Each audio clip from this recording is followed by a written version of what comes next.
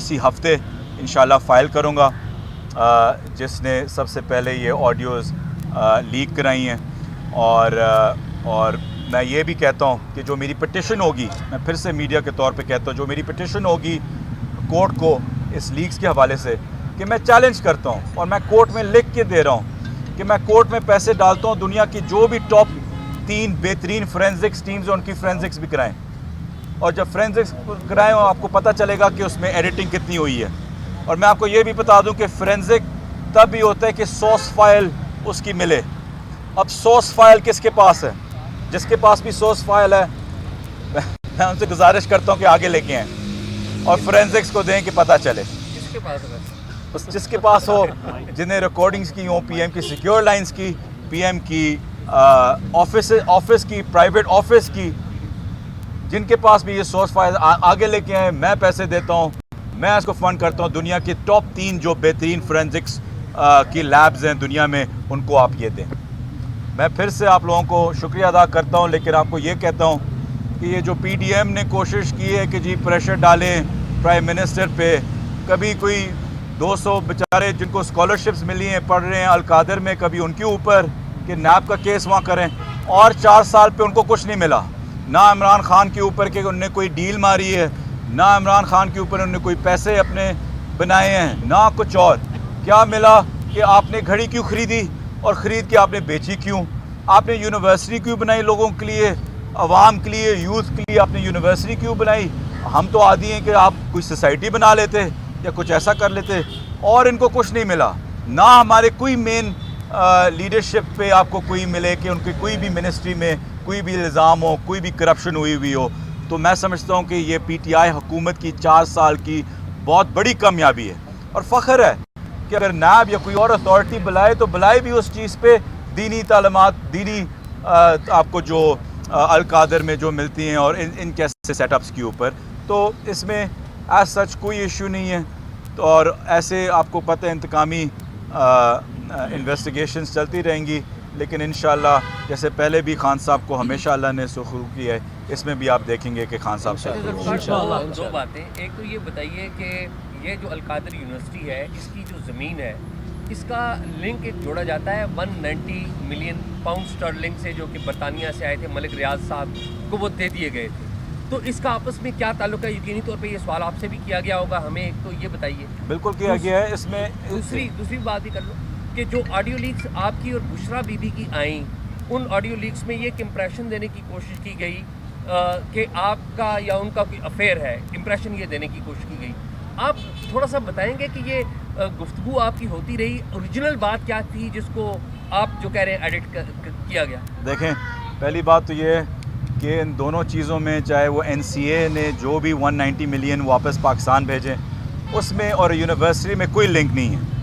University ایک donation ہے، بحریہ کو، ملک ریاض صاحب کو تب بھی حق تھا پاکستان کو ڈونیشن دینے کا، آج بھی حق ہے، آپ کا بھی حق ہے، میرا بھی حق ہے کہ ڈونیشن جب چاہے آپ دے سکتے ہیں، جیسے کہ میں نے عرض کیا کہ صدقہ آپ جب چاہیں دے سکیں۔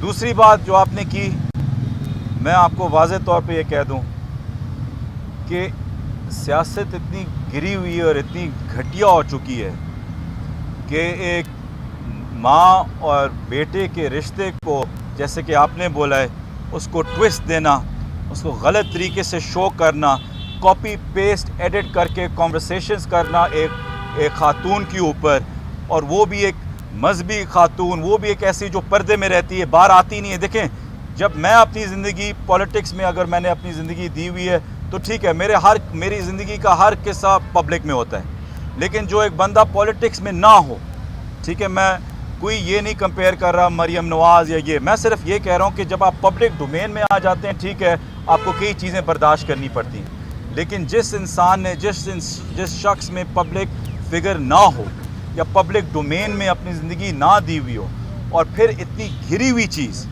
کہ جو میری والدہ کی جگہ پہ ہو، جو ایک بیٹے کے رشتہ رکھتی ہوئی ہو، بیٹا کہتی ہو، وہ آڈیوز نہیں نکلی جہاں وہ کہہ رہے ہیں بیٹا تم یہ کر دو، بیٹا تم وہ کر دو، وہ لکس جیب میں ہیں، اور باقی کو ایڈٹ پیسٹ کر کے اتنا گرا ہوا الزام لگانا کیوں؟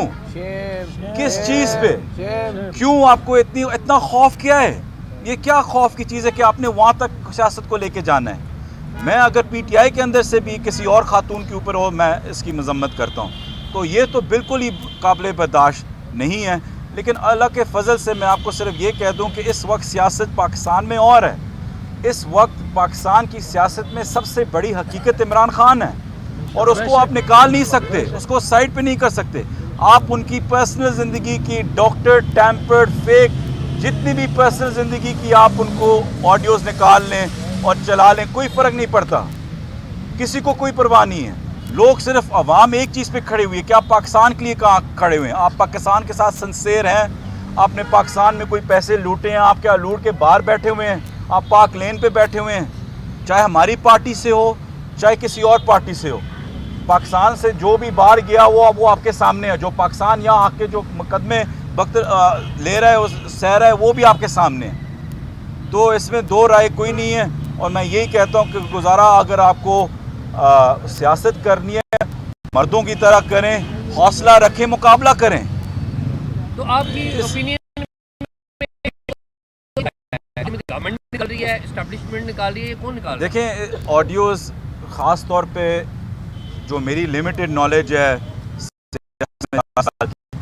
وہی ادارے ہوتے ہیں جس کے پاس اتنی کیپیبلٹی ہوتی ہے. 2 یا 3 ادارے ہوتے ہیں پاکستان میں، تو ان 2-3 اداروں میں سے ہوگا، جن میں سے جب عمران خان پرائم منسٹر تھے آئی بی ان کے نیچے تھی، باقی 2 ادارے تھوڑے بہت اپنے انڈیپینڈنٹ ہیں.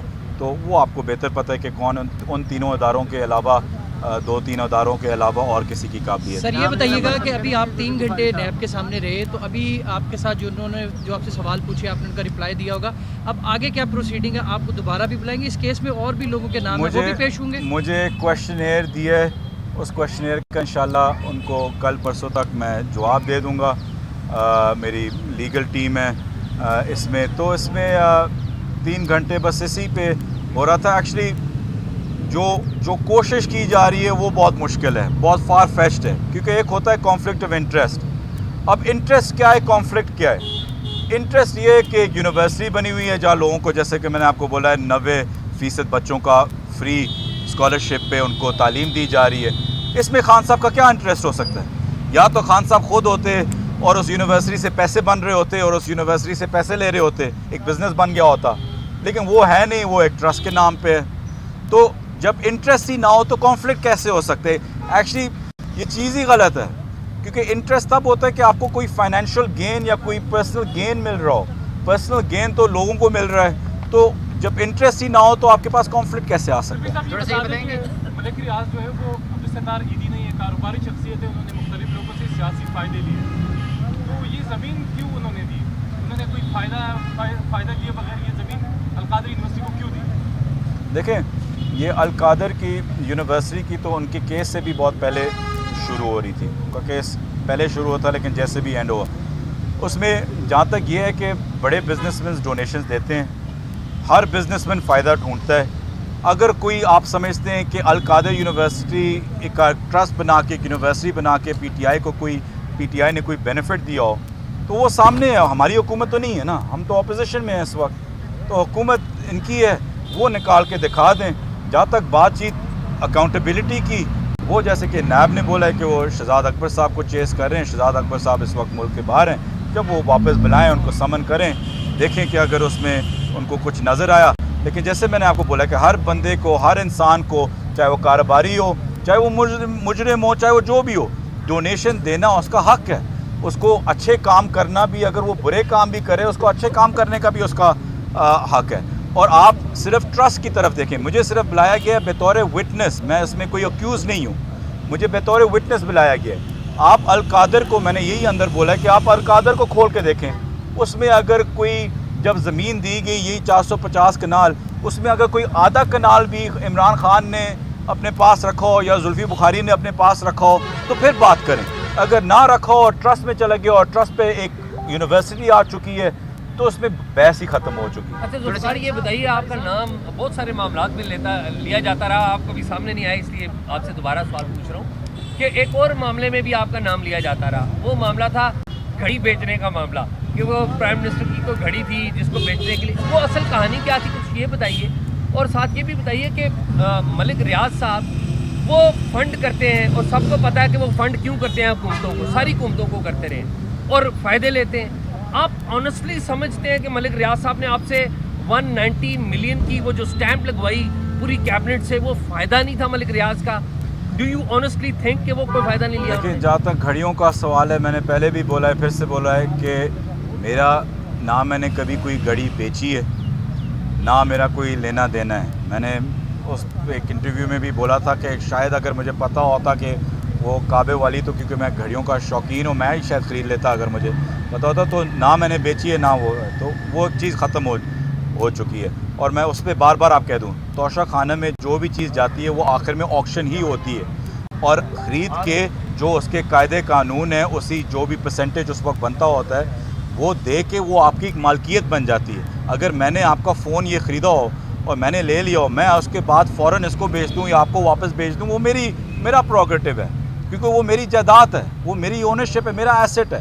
اب ہم کون ہوتے ہیں کسی کو کہنے والے کہ آپ نے اپنا ایسٹ کیوں بیچے؟